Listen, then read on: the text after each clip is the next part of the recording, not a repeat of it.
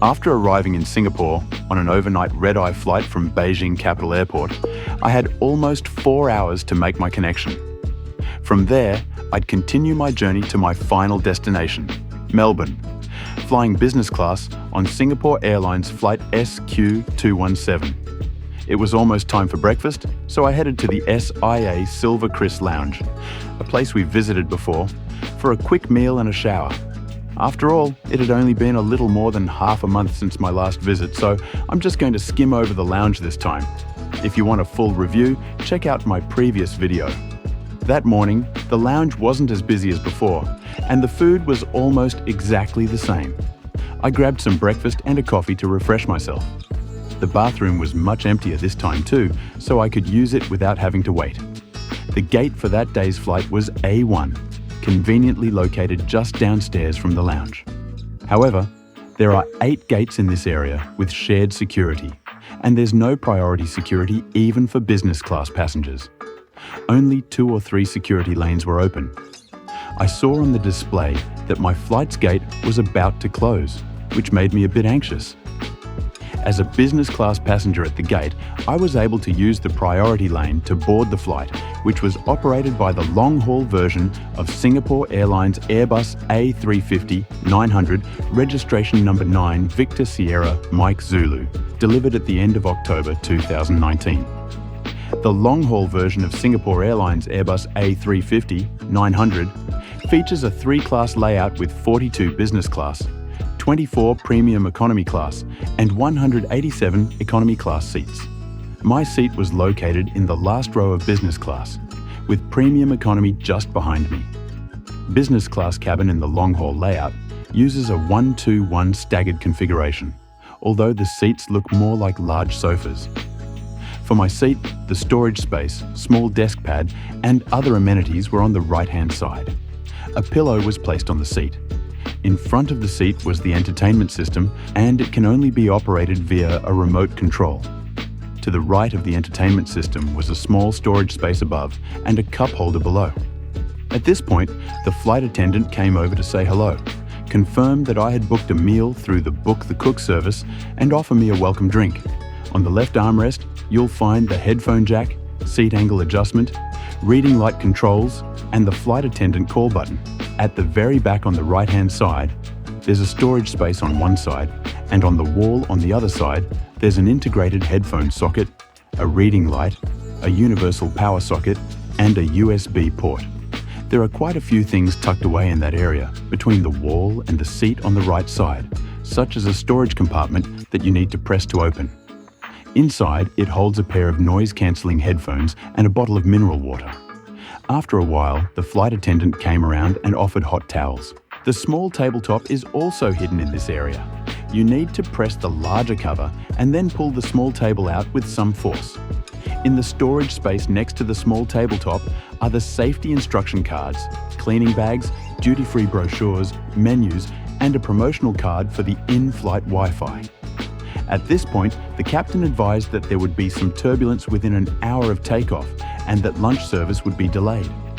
That's when the classic Singapore Airlines safety instructions video played on the entertainment system. After the plane rolled out from the gate, it taxied for quite a long time toward a runway near the Terminal 4 side and was finally ready for takeoff.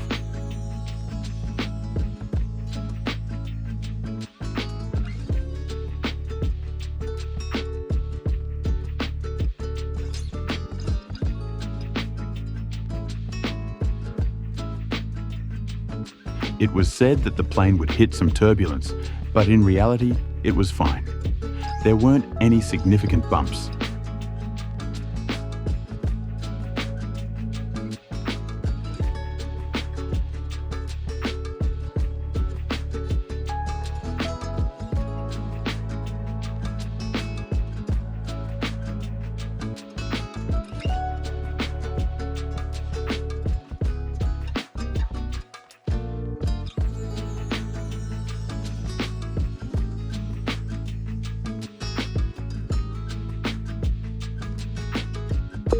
Finally, dinner was served, starting with satay kebabs and a glass of white wine for me.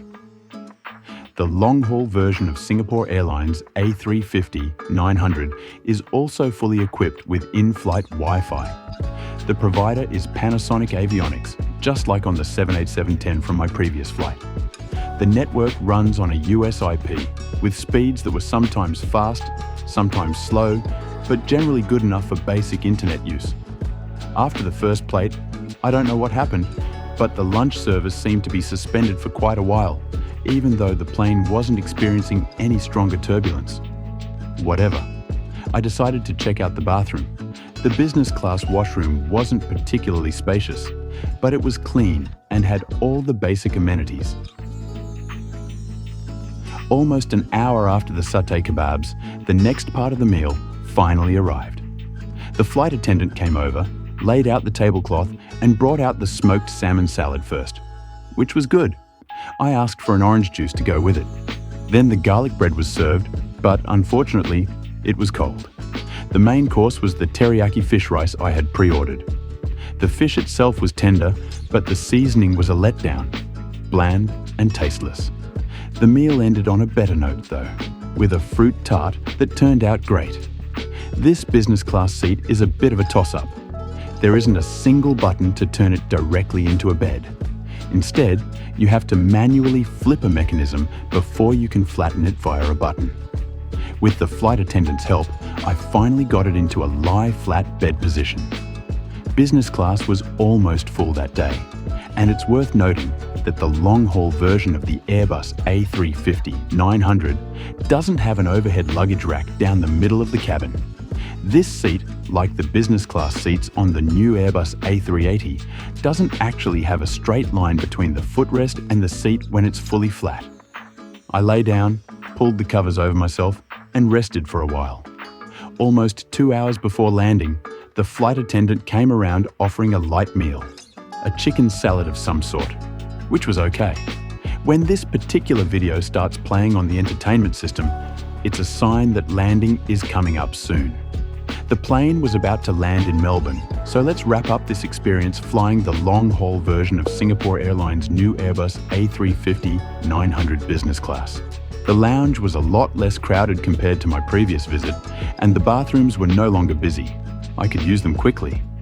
At the gate, there was exclusive access for business class passengers. Personally, I'm not a fan of the business class seat design.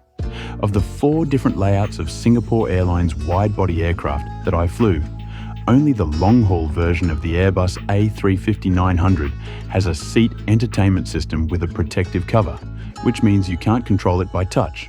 Quite a bummer. Also, this seat can't be fully automated into a bed with the push of a button. I needed the flight attendant's help to set it up. The standard welcome drink and hot towel service before takeoff didn't have much of a groove, but the long wait between the appetizer snacks and the main meal after takeoff was a bit inexplicable. Also, the garlic bread was cold. The pre-booked Japanese main course wasn't to my taste either. It was bland and tasteless. The flight overall was smooth, and the crew were prompt and clear when delivering announcements. The entertainment system was a little fiddly to use, but the content was top-notch. You could watch BBC, CNN, and other live English news channels. The Wi-Fi speeds fluctuated, but for basic browsing, it worked just fine. Landing and disembarking, our flight was parked next to a Sichuan Airlines panda-themed Airbus A350-900.